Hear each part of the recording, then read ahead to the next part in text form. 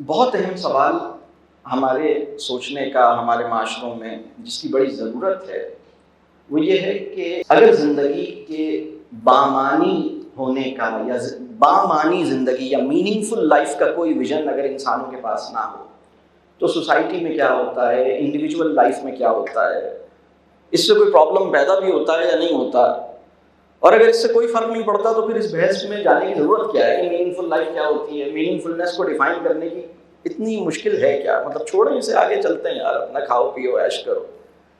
تو مسئلہ کیا ہے؟ تو میں اس بارے میں جب غور کرتا ہوں مجھے نظر آتا ہے کہ کم از کم 3 سطحوں پر پرابلمس پیدا ہوتے ہیں اگر میننگ فل لائف کا ویژن ہمارے پاس نہ ہو۔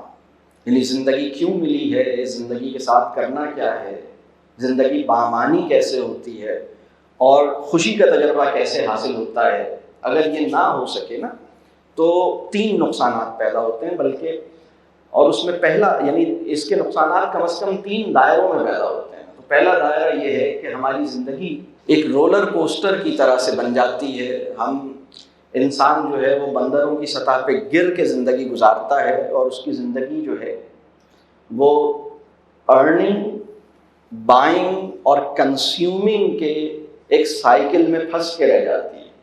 اس کی ساری توانائیاں، اس کے سارے وسائل، اس کی تمام صلاحیتیں زیادہ سے زیادہ ارن کرنا ہے، زیادہ سے زیادہ چیزیں خرید کے جمع کرنی ہیں، اپنی زندگی میں آسائشیں پیدا کرنی ہیں، اور پھر ان کو کنزیوم کرنا ہے، اور ایک کنزیومر سوسائٹی پیدا ہوتی ہے جو بہت کچرا پروڈیوس کرتی ہے، جو اپنی ہی ایک انڈیویجویلزم پیدا ہوتا ہے، لوگ اپنی ہی زندگی میں، اپنی انفرادی زندگی میں اس طرح مگن ہو جاتے ہیں کہ بس انہیں کسی چیز کا اور ہوش نہیں ہوتا، مطلب زندگی کا کوئی بڑا تصور ان کے پاس نہیں ہوتا، اور یہ اس کے نتائج ہیں۔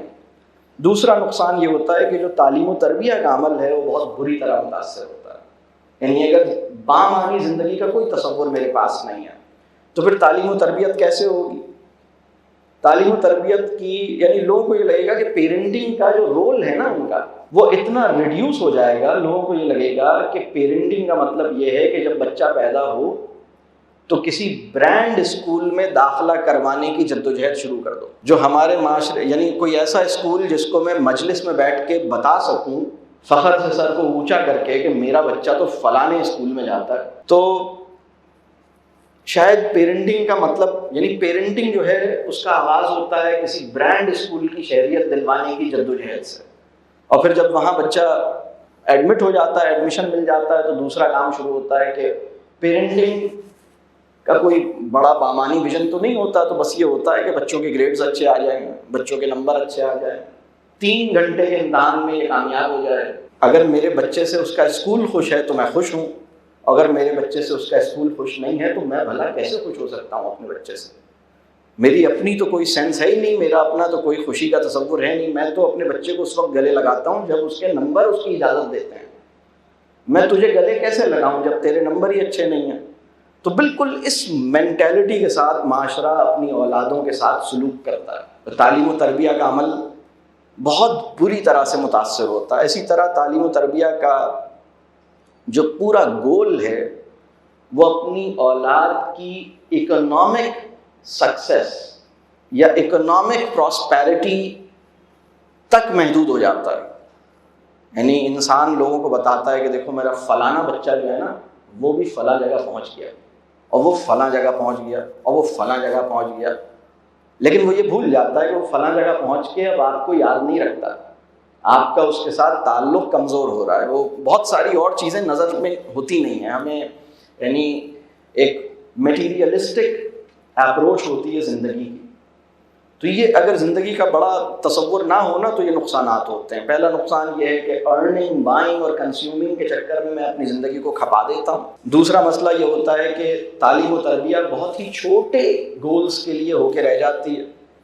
کسی اسکول میں داخلہ کرا دینا ہے، پھر اس کے بعد نمبروں کی دوڑ میں لگ جانا ہے، پھر نمبروں کو دوسرے سے کمپیئر کرتے رہنا ہے، تمہارا بچے کے کتنے آئے، میرے بچے کے کتنے آئے، فلانے بچے کے کتنے آئے۔ یعنی میں ایسے کتنے لوگوں کو جانتا ہوں، یعنی ایک میں چھوٹا سا واقعہ سناتا ہوں۔ میں ایک بچے کی والدہ سے ملا، وہ اپنے بچے کے حوالے سے بڑی پریشان تھیں، اس کے نمبروں کے حوالے سے، اس کے ایگزام آنے والے تھے. تو میں نے کہا بھائی آپ کا بچہ بہت اچھا ہے، کیوں پریشان ہو رہے ہیں، کر لے گا انشاءاللہ، اتنی ٹینشن نہیں لیں. خیر کچھ عرصے کے بعد دوبارہ ملاقات ہوئی تو ایگزام ہو چکا تھا، رزلٹ آ چکا تھا. تو انہوں نے بتایا بھائی الحمدللہ میں بہت خوش ہوں. میں نے کہا چلیں اچھی بات ہے، کیا ہوا؟ کہنے لگے کہ بھائی میرے بچے کے بہت اچھے نمبر آئے ہیں اور اس کی اتنی پرسنٹیج آئی ہے اور اتنا اچھا رزلٹ آیا ہے، میں بہت خوش ہوں. تو پہلے تو میں نے یہ سوچا کہ دیکھو بہت زیادہ خوش ہونے والی تو بات نہیں ہے، لیکن چلو کسی بہانے یہ عورت اپنے بچے سے خوش ہے تو چلو ٹھیک ہے. میں نے کہا کوئی بات نہیں، اچھی بات ہے. چلیں دل میں تو یہ آیا کہ میں ان سے کہوں کہ دیکھیں اگر آپ کے بچے کے نمبر اتنے اچھے نہ بھی آتے تو بھی آپ کا بچہ اپنی جگہ، خدا نے اس کو ایک اچھا انسان بنایا ہے، اس کے اندر پوٹینشیل رکھا ہے. اپنے بچے کو نمبروں کی اینک سے مت دیکھیں، اپنے بچوں کو بس گلے لگائیں، انہیں محبت دیں، ان کے اوپر اعتماد کریں. تو لیکن یہ ساری بات کرنے کا موقع نہیں تھا، لیکن میں نے کہا چلیں اللہ کا شکر ہے کہ اس کے نمبر اچھے آ گئے اور وہ آپ کی نظر میں سرخرو ہو گیا، چلیں یہ بڑی بات ہے، آپ خوش ہیں اس سے. اتفاق سے 4 دن کے بعد انہی والدہ سے میری پھر ملاقات کسی جگہ ہو گئی. اب وہی والدہ ہیں، وہی بچہ ہے، وہی رزلٹ جو پہلے اناؤنس ہو چکا تھا، لیکن وہ والدہ بڑی پریشان ہے، دوبارہ پریشان ہے. میں نے کہا بھائی کیا ہو گیا، اب کیا مسئلہ ہو گیا، آپ کا تو بڑے بچے کا اچھا رزلٹ آ گیا تھا اور آپ بڑی خوش تھیں.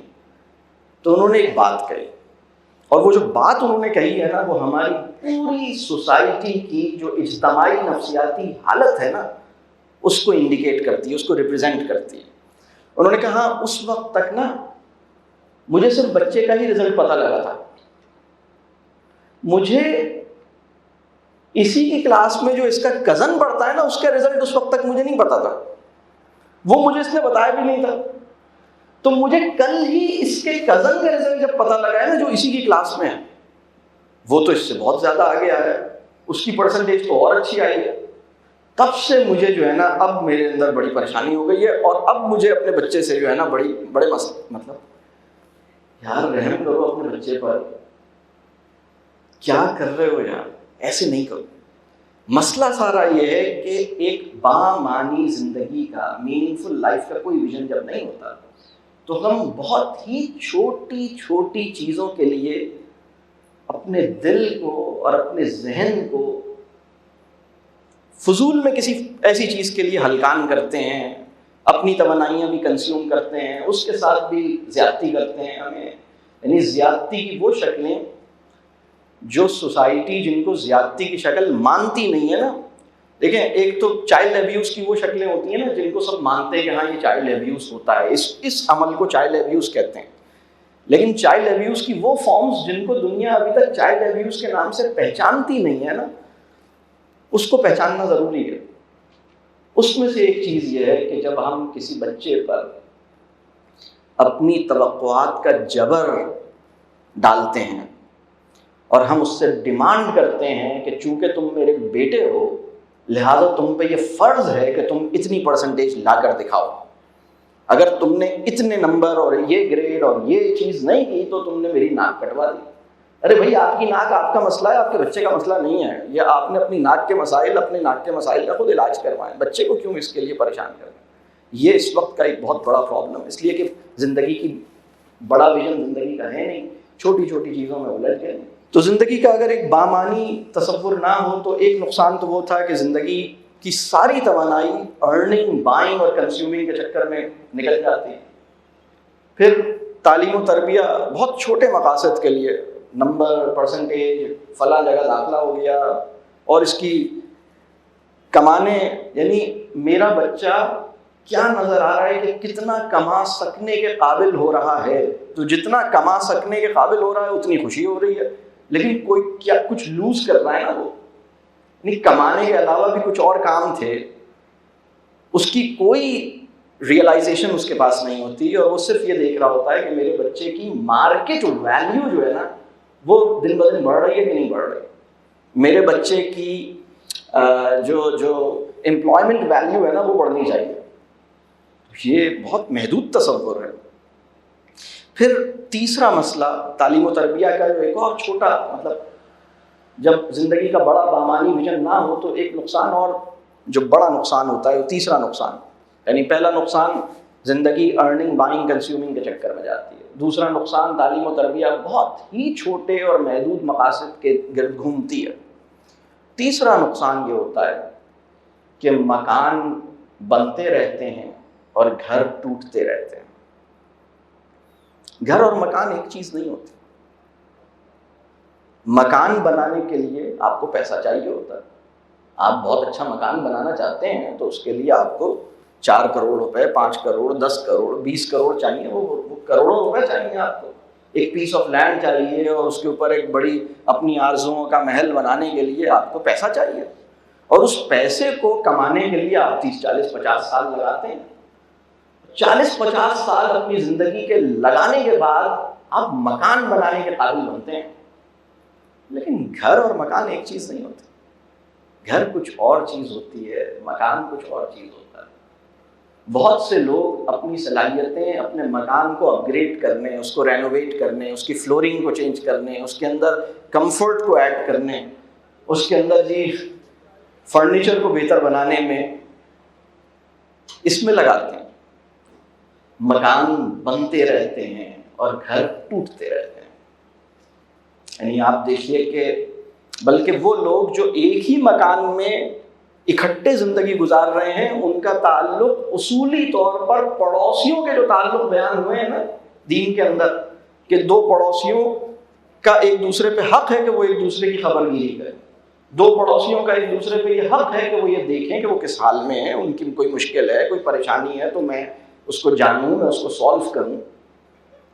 بلکہ ایک اور میں واقعہ سناتا ہوں۔ میرے پاس ایک دفعہ ایک خاتون آئی اور وہ ماشاءاللہ ایک مذہبی رجحان اور مذہبی جذبہ اور ایک مذہبی فہم کی بھی حامل تھیں، اور ایک مذہبی ذہن اور مذہبی ایک جوش بھی ان کے اندر مجھے نظر آیا۔ تو انہوں نے کسی بات پر اپنی ساس کے حوالے سے کچھ باتوں کا اظہار کیا کہ بھائی میں کچھ مشکل میں ہوں اور یہ میری ساس کے پرابلمز ہیں، اور یعنی وہ ساس اور بہو کا جو ایک ہمارے یہاں ہوتا ہے مسئلہ۔ تو انہوں نے کہا کہ یہ مسئلہ ہے، اور میں اس وجہ سے اب میں نے یہ سوچا ہے کہ میں ان کے ساتھ اب زیادہ بات چیت ہی نہیں کروں۔ ہم ایک گھر میں رہتے ہیں لیکن اب ہمارے درمیان بات چیت بند ہے۔ تو میں نے خیر اپنے طور پر میں اب وہ ساس بہو کے اوپر جو میں مختلف موقع پہ اپنی بات کرتا رہتا ہوں، تو اس میں نے بہت ساری باتیں کی ہیں۔ میں نے کہا بھائی اس کو بھی تم اپنی ماں مان لو تو کافی حد تک مسئلہ کم ہو جائے گا۔ مکمل ختم نہیں ہوگا لیکن امید ہے کہ 60-70% مسئلہ اس بات سے حل ہو جائے گا کہ تم اس کو اپنی ماں کی جگہ دے دو، اور اللہ کرے کہ یہ بھی تمہیں اپنی بیٹی کی جگہ دے دے، تو مسئلہ کافی حد تک حل ہو جائے گا انشاءاللہ۔ تو خیر ایسی کوئی بات میں نے کہی تو انہوں نے کہا نہیں یہ تو نہیں ہو سکتا، یہ ایشوز ہیں، یہ مسئلے ہیں، یہ نہیں ہوگا، اور یہ بہت میرے لیے مشکل ہے، اور یہ میرے لیے نیچرل بھی نہیں ہے، بہت مشکل ہے، یہ امپریکٹیکل سا سلوشن ہے، ایسا نہیں ہو سکتا۔ تو پھر میں نے ان سے کہا اچھا ایسا کرو، کم از کم اس عورت کو اتنی جگہ تو دو جو ایک پڑوسی کو دینے کی ذمہ داری ہر مسلمان پہ لگائی گئی ہے۔ یعنی پڑوسی کا کیا حق ہے کہ بھائی اس کی خبر گیری کی جائے، اس کو کسی مشکل میں اس کی مدد کی جائے، اگر وہ کوئی مجھ سے چھوٹی موٹی ریکویسٹ کرے تو میں اس کی پورا کروں، کوئی چھوٹی موٹی چیز مانگے تو میں اس کو دے سکوں، اس کے کام آ سکوں، وہ مجھے اپنی مشکل میں مجھے بلا سکے، مطلب میری ایک سپورٹ، مورل سپورٹ کو وہ اس کے لیے اویلیبل ہو، اور اس سے حال چال رکھوں، اس سے مطلب دعا سلام رکھوں، یہ میری مذہبی ذمہ داری ہے۔